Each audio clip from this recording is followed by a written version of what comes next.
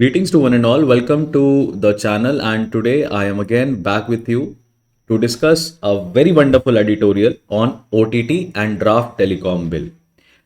Lately अगर आपने channel हमारा विजिट किया होगा तो अभी हमारे सारे एडिटोरियल एनालिसिस में हमने एक चीज़ कॉमन रखी है कि हम फॉर्मर सेक्रेटरीज के ओपिनियंस को, फॉर्मर सेक्रेटरीज या रिटायर्ड आईएएस ऑफिसर्स जिन्होंने भी एडिटोरियल्स जिनके डेली बेसिस पे आते हैं, हम उनको फॉलो करते हैं। एक कारण है उसका। मैं आपको पहले पर्पस बता देता हूं इस वीडियो का। इस पर्टिकुलर वीडियो का, हमारे एडिटोरियल एनालिसिस का एक पर्टिकुलर पर्पस ये है कि हम वो सारी चीजें स्टूडेंट्स को बता सकें जो हमारे चैनल के माध्यम से जुड़े हैं, कि किस जगह से क्वेश्चंस आने की संभावना आपके लिए ज्यादा रहती है। अब हमने देखा है कि जब भी एडिटोरियल मैक्सिमम आ रहे हैं अभी फिलहाल, तो GS3 के पॉइंट ऑफ व्यू से आ रहे हैं।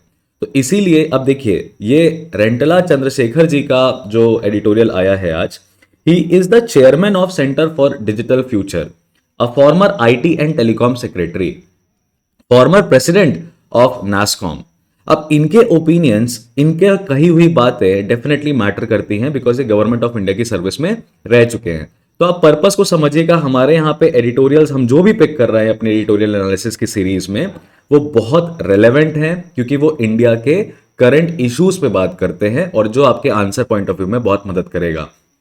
इसीलिए आज के एडिटोरियल में हमने a word of advice on OTT and draft telecom bill को लिया है। आप सबको पता है, government of India telecom bill के माध्यम से ओवर द टॉप प्लेटफॉर्म्स को, OTT प्लेटफॉर्म्स को रेगुलेट करना चाहती है, लाइसेंसिंग नॉर्म्स क्रिएट करना उनके लिए चाहती है।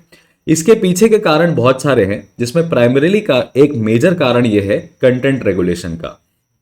तो आज के एडिटोरियल में हम अभी देख लेते हैं कि हम क्या क्या डिस्कस करने वाले हैं। तो इस पर्टिकुलर एडिटोरियल में क्रिटिसिज्म और floss of draft communication bill को हमें डिटेल में समझना पड़ेगा कि क्या है ऐसा फ्लॉ टेलीकम्युनिकेशन बिल में।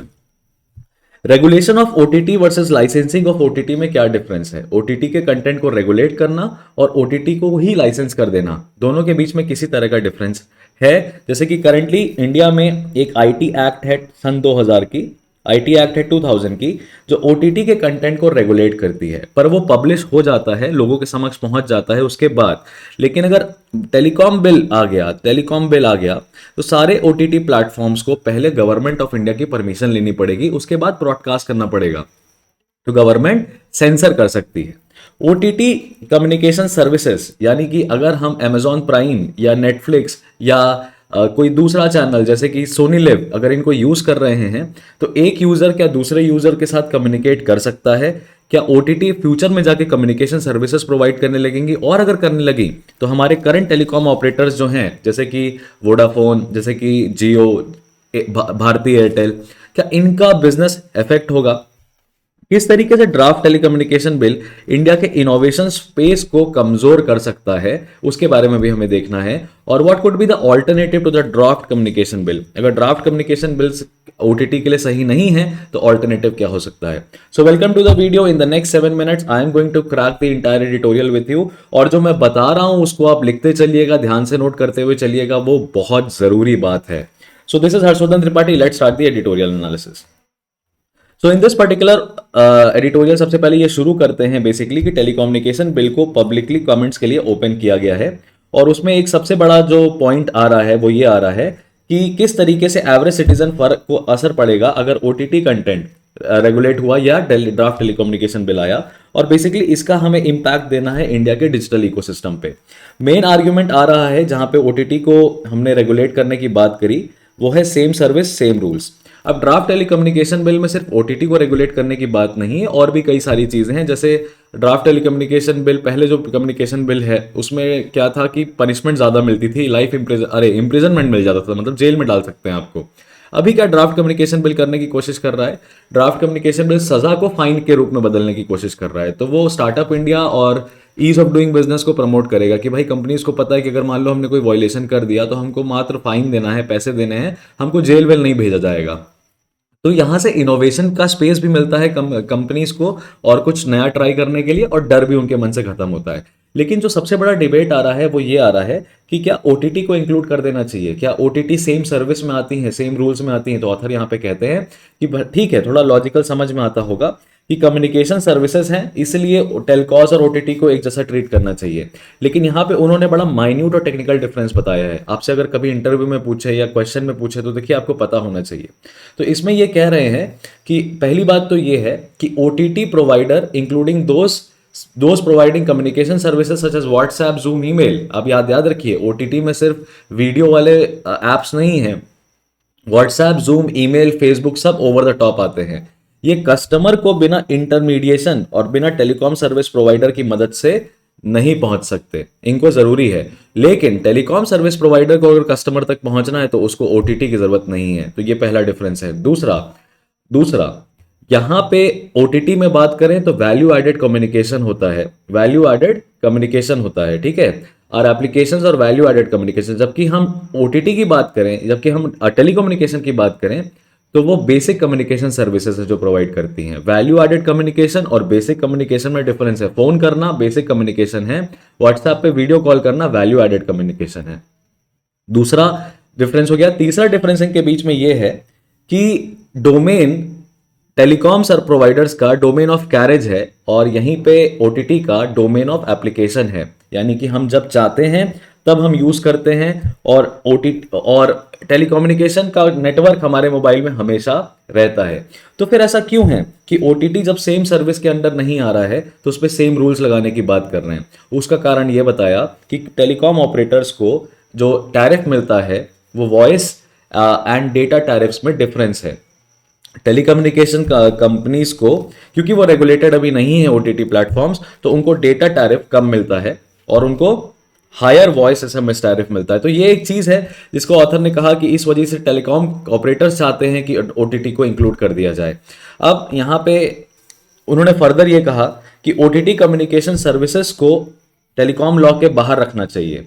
क्यों? क्योंकि टेलीकॉम लॉ टेरेस्ट्रियल कैरेज को, मतलब एक टावर से दूसरे टावर जब आप बात कर रहे हो तो उसको रेगुलेट करता है, जबकि ओटीटी कम्युनिकेशन सैटेलाइट बेस्ड है, ठीक है। ये एग्जिस्टिंग आईटी एक्ट के अंदर ऑलरेडी कवर्ड है, इंफॉर्मेशन टेक्नोलॉजी एक्ट के अंदर ऑलरेडी कवर्ड है, या अभी फ्यूचर में जो डिजिटल इंडिया एक्ट इंडिया लाने वाला है उसमें कवर्ड होंगे, ठीक है। चाहे आप इंक्रिप्शन की बात करिए, डेटा स्टोर करने की बात करिए, डेटा इंटरसेप्ट करने की बात करिए, या हमारे लॉ एजेंसीज के साथ कोऑपरेशन की बात करिए, ओटीटीज अभी भी रेगुलेटेड हैं। लेकिन इनकी लाइसेंसिंग को या प्री ऑथराइजेशन को, यानी पहली परमिशन लेने को ऑथर मना करते हैं यहाँ पे, ठीक है।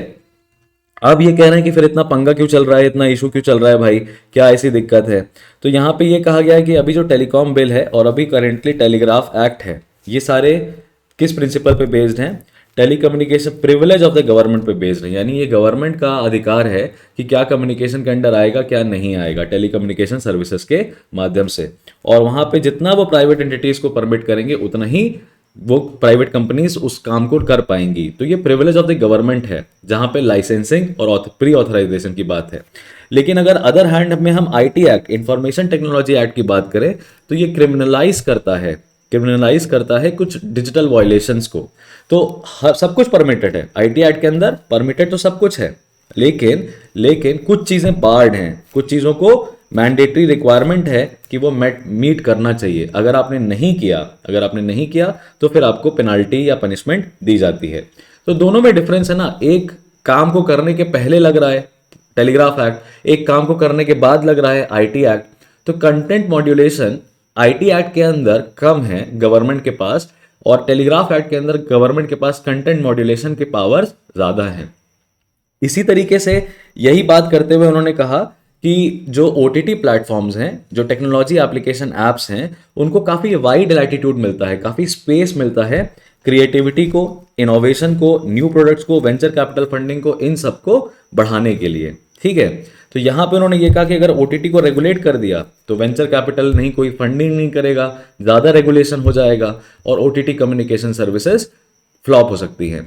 और ये भी कह रहे हैं कि इसमें कोई पहले से कहा नहीं जा सकता कि ओटीटी प्लेटफॉर्म्स आगे जाके कम्युनिकेशन सर्विसेज ना ले आए, जैसे कि फ्लिपकार्ट, ओला, मेक माई ट्रिप, हर कोई एक एलिमेंट ऑफ मैसेजिंग इनकॉर्पोरेट करता है। तो अगर आपने मान लीजिए ड्राफ्ट टेलीकॉम बिल में एलिमेंट ऑफ मैसेजिंग को लाइसेंस कर दिया तो वो एक तरीके से इनडायरेक्टली आप पूरे ओटीटी ऐप को भी रेगुलेट कर रहे हो और ये कानून में लिटिगेशन बढ़ा देगा, सोल्यूशन नहीं प्रोवाइड करेगा। फर्दर इन्होंने ये कहा कि what if only the communication component of OTTs be regulated. तो उन्होंने यही बातें मैंने कहा कि पूरी एक्टिविटी को गवर्नमेंट ऑफ इंडिया कंट्रोल करने की कोशिश करेगी और ओटीटी को की लाइसेंसिंग करना मतलब आप इनोवेशन को कमजोर कर रहे हो। इंडिया इनोवेशन इंडेक्स में वैसे भी काफी नीचे जाता हुआ दिखाई दे रहा है। तो यहां पे समझने वाली बात है हमें, ठीक है। इंडिया और दूसरा सबसे बड़ा प्रॉब्लम यह है, सबसे बड़ा ड्रॉबैक जो मुझे दिखाई दिया कि अगर आपने ड्राफ्ट टेलीकॉम बिल के अंदर इनको रेगुलेट कर भी दिया तो फॉरेन ऑपरेटेड ओटीटी प्लेटफॉर्म्स जो हैं वो आउट ऑफ द एम्बिट रहेंगे, क्योंकि वो कानून उन पे लगेगा नहीं। तो उनके पास इनोवेशन का बेस लार्ज रहेगा, आउटरीच और कम्युनिकेशन का बेस भी लार्ज रहेगा, वेरस इंडियन ओटीटी सर्विसेज जो हैं वो क्रिपल हो जाएंगी, कमजोर हो जाएंगी, क्योंकि गवर्नमेंट बात बात पे उन पे चेक्स एंड बैलेंस लगाएगी। तो यहां पे ऑथर सजेस्ट करता है रेगुलेट ओटीटी कम्युनिकेशन सर्विसेज में कि बॉटम लाइन ये है कि ओटीटी कम्युनिकेशन सर्विस प्रोवाइडर को टेलीकॉम बिल के अंदर नहीं लाना चाहिए, नहीं लेके आना चाहिए, क्योंकि इंडिया का स्टार्टअप सिस्टम जो है वो ओटीटी पे बेस्ड अभी आ रहा है, काफी ज्यादा रेवेन्यू जनरेट कर रहा है, वो इफेक्ट हो सकता है। रादर ओटीटी को आप डिजिटल इंडिया एक्ट के अंदर रेगुलेट करिए, ठीक है। और किसी भी दुनिया के किसी भी देश ने ओवर द टॉप सर्विसेज को फाउंडेशनल टेलीकम्युनिकेशन सर्विसेज के बराबरी का दर्जा नहीं दिया है, तो आप भी ऐसा मत करिए। Over the top services basically होती क्या है ना, जब यूजर को चाहिए तब वो इंटरनेट के माध्यम से एक्सेस करता है, वो हमेशा उसके पास नहीं रहती हैं जब उसको चाहिए। लेकिन टेलीकम्युनिकेशन सर्विसेज हमारे मोबाइल में हमेशा अवेलेबल रहती हैं, और जब हमको चाहिए होता है तो हम कॉल करते हैं, हम उसका यूज करते हैं, बट सर्विसेज अवेलेबल रहती हैं।